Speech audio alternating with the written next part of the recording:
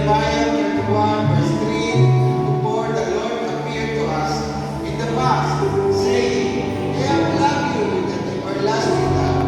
I have drawn you with unfailing kindness. I will build you up again, and you will be rebuilt. Again, you will take up your burdens and go out to dance without joyful. Amen. Amen. Lord, tadi ang mga first timer. Amen. Ang celebrant na imong plano na sa unang pa lang. You know the beginning of the end of their life. Ikaw nasayo kung sa ilang mga problema, kung sa ilang ginahuna-una, kung sa ilang ginawori, kung sa ilang ginahanglanon, o kung sa ang dapat para kanila. Lord, we pray, we declare, decree in the name of our Lord Jesus.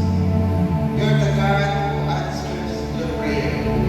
You're the God who meets their needs. You're the God who protect them. Even you are the God who gives them joy, peace as your kingdom come.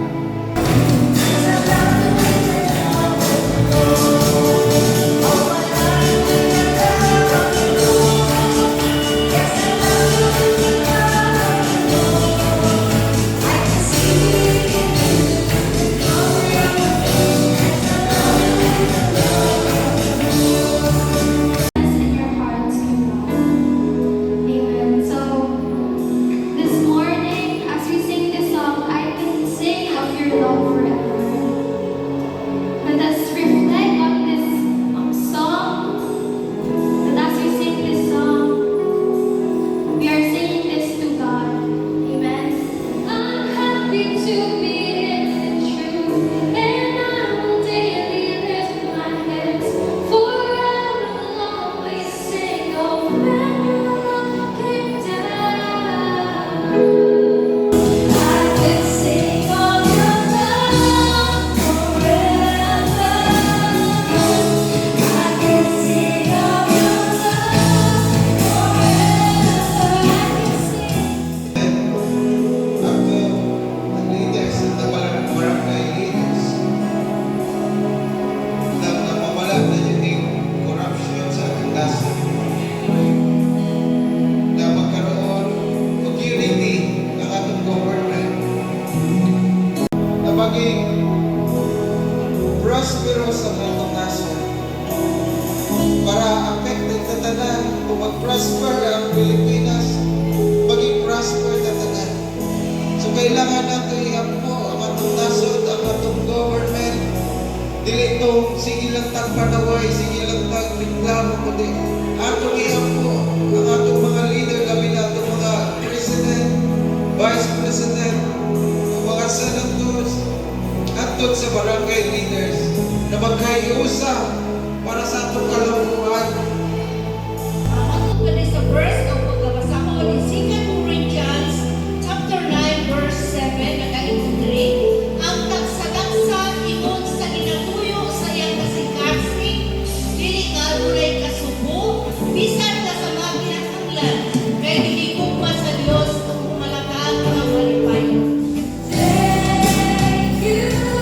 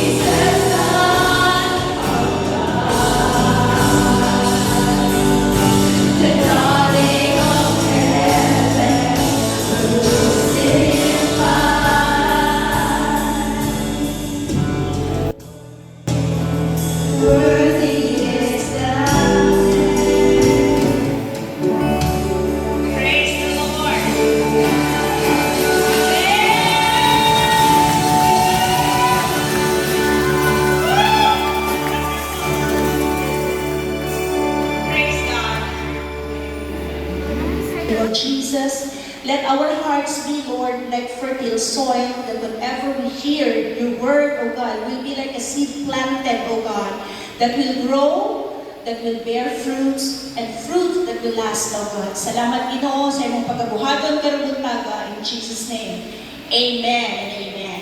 Last year siguro, atong na-prioritize ang pagbangon nato, no? May sa pila katong grabe ni kuso-kuso man yung tagnayon, ay COVID, ay mga linog, mga baha, mga sunog, dagang problema sa politika. But this year, God is asking us to prioritize His Word. This is the beginning of the day of February, the second month of this year. It's not too late yet to start out. Kabalo ko, ang IGM, kita, you are being taught not only to read the Word, but to memorize the Word. No? Dili lang magbasa, memorize. Kung dili lang po mag-memorize, mag-meditate sa pulong. O di lang po mag-meditate, ikinabuhi ang pulong sa Diyos. Hallelujah. Ginoo, adunay pagbago nga buhaton karong tuiga sa atong kinabuhi. All of us are praying for breakthroughs sa tanang aspeto sa kinabuhi. Ang atong mga igsuon nga nasakit, adunay balatian sa atong sitwasyon, we are always praying for healing. Di man ta nasakit physical, but we know financially we are also in sickness. Pag-abot sa financial, pag-abot sa emotional, labi na yun sa spiritual. Mga butanga, kinahanglan.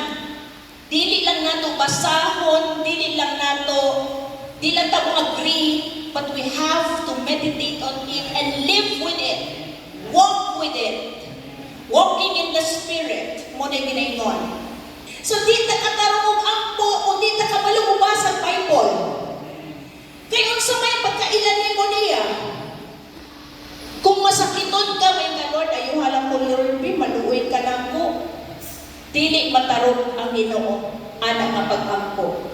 Pero kung mayroon ka, Ginoo, you said in your word, by your stripes, I am already healed. I receive that healing now, in Jesus' name. Mo karatil og dagan ang yawa, mahatlok nga naman. Iyang pulong to, siya iningon, by my stripes, you are already healed. Hallelujah. Do not worry of what this body needs. Live one day at a time, trusting God that He is the Father who provides. What we do is we trust the Lord. Lord, you can open the floodgates of heaven. Ano man? Because I believe, Lord, ang imong mata nagtanaw na ako kay kung iunsa mo pagbutang ang mga bituon sa langit, you name them one by one. You know me, Lord. I am your child. I am created in your image and likeness, and so be it. Ang tanang butang na imong gimugna sa kalibutan, I am entitled to that. We have to come to the presence of God empty and tell Him what we need. Then let Him do His job for us. Because He is our Father. Kung kamong mga amahan, das kamong sa mga amahan. Kung kamong mga amahan, di ninyo tagaan, o bitin ninyo mga anak, mga yung isda, ang tanang mga ibutang, ang kaya ninyo ihatag ninyo sa mga anak, kung sa pakaha ang atong amahan sa langit. Hallelujah! Kung na-provide man ang tanan nimong panginahanglanon tungod na ning kamot ka, wala yung tayo tungog, wala tayo ikapanghambog, kung unsay na nato tungod na sa Dios. Kay tungod iyang pulong tinuod, active, living, powerful ang iyang pulong. You know, ang yawa, kay tungod kabalo siya, ang pulong sa Dios, buhi o gamhanan. That's why ang iyang unang tirahon, unsa to'y basic kay sa tao. Unsa may basic kay sa tuwa? Number 1 para nato, nagikinahanglan nato unsa? Pagkaon, kwarta, oy! Di ba kwarta? Because you cannot buy food without money. So basic kwarta dyan ang ikinanglan sa tao. Munang ang tanang sala, mabuhat tungod kay nang inahanglan og kwarta. Mamakak ta, mangilad ta, magpromisa ta, magbinuhang ta Maguba ang relasyon sa pamilya tungod sa kwarta. Muna'y gusto sa yawa. Pero, ang sulti sa Bible sa ganito, Pastor, money is root of all evil. Actually, ang kwarta, dili man, kita man. Because giingnan kung sa may imong silbihan, ang kwarta o ang Diyos. It's a challenge between Mammon and God. Ang pulong sa Diyos, buhi. Paano gani na buhi? Kay tungod ang balang Espiritu Santo naa sa ato. Ang balang Espiritu Santo mo imuhunghong. Kung ang devotion nato sa matag adlaw, feeling nato murag ma-rebuke ta sakit yun. Dawata igsuon. Because there is victory. God is pruning us. God is teaching us because He wants us to have the best. Hapit na siya mubalik. Hapit na.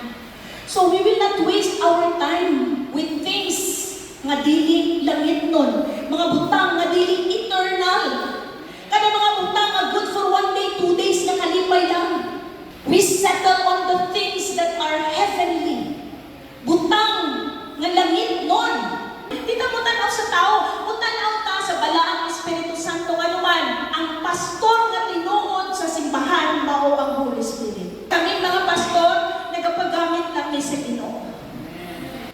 Ang pagpamunga intentional. Dili ka mamunga kay tungod aksidente namunga lang ka. No. Na ay purpose, na intention. Nganong naghimog yuta ang Ginoo? Nganong nailiso sa mangga? Nga naman, ang intention anang yuta, tamnan anang liso sa mangga. Dili na aksidente, labay lang ka. Dili. Itanong nimo, di ba? Pero maski gani, tanawa hapon sa kamayang Ginoo, maski ilabay lang nimong liso, patubuon niya. Because there is a principle behind that. Ay prinsipyo. Unsay itanong, maoy? Anihon. When the seed is planted on a good soil, it will grow. It will grow. Ang Ginoo magpabutang og sunlight ana, ang Ginoo ang maghatag og ulan. Paulanan niya na, painitan niya aron motubo. Sa pagtubo ana, mamulak na, mamunga na. And you know, the fruit will be evident. Hindi mo matago ang bunga. Kung naa ang pulong sa Diyos sa imong kasing-kasing, dili matago ang imong pagpamunga. Dili na nimo kinahanglan ni istorya.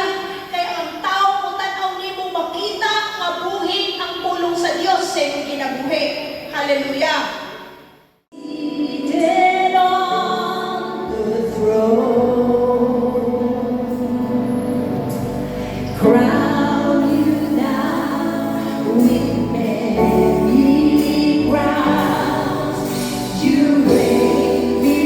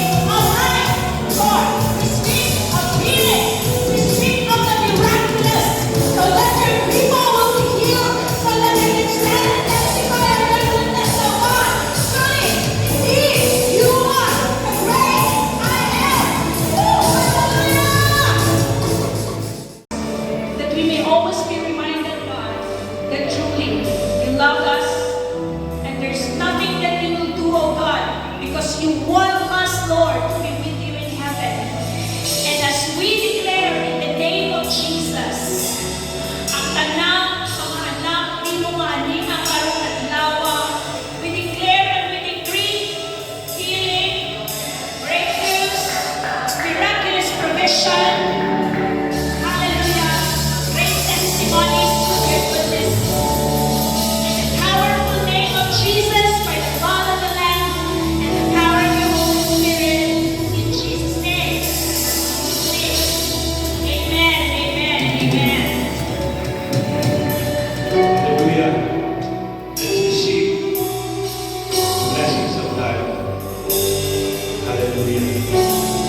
Lord bless you, keep you.